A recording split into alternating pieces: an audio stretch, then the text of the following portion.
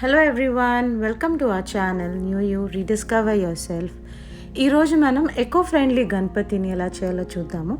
ఇది వినాయక చవితి రోజే కాదు, మామూలు మన ఇంట్లో పూజలు ఏమైనా అవుతున్నప్పుడు ఇలా గణపతిని ఇలా చేసుకుంటే చాలా బాగుంటుంది. దీనికి కావాల్సిందల్లా కొంచెం పసుపు, కొంచెం మైదా పిండి, రెండు చపాతీ పిండిలా కలుపుకోవాలి. కలుపుకొని ఒక 10-15 minutes పక్కన ఉంచుకోవాలి.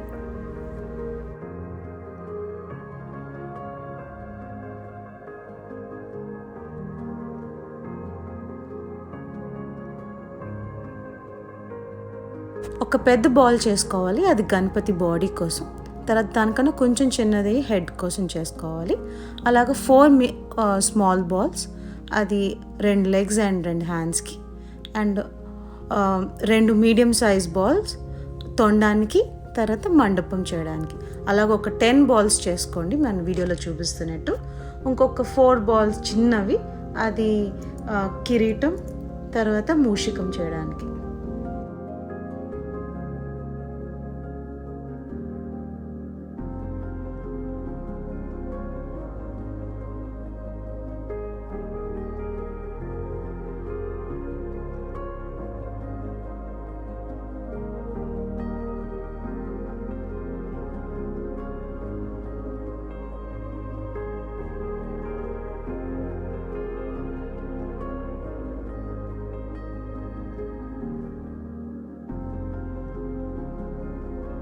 పెద్ద సైజ్ బాల్ ఉంటుంది కదా, దాన్ని మనం కొంచెం ఓవల్ షేప్లో చేసి మధ్యలో ప్రెస్ చేయాలి, కొంచెం బాడీ షేప్లో వచ్చినట్టు.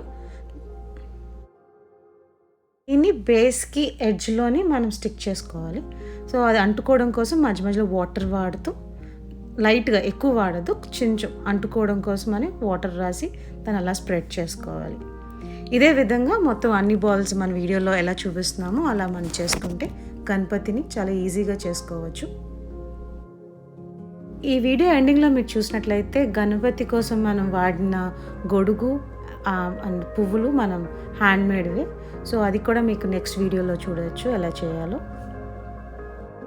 ఇలా ఎకో ఫ్రెండ్లీ గణపతిని చేసి మన ఎన్వైరన్మెంట్ని మనం కాపాడుకుందాం.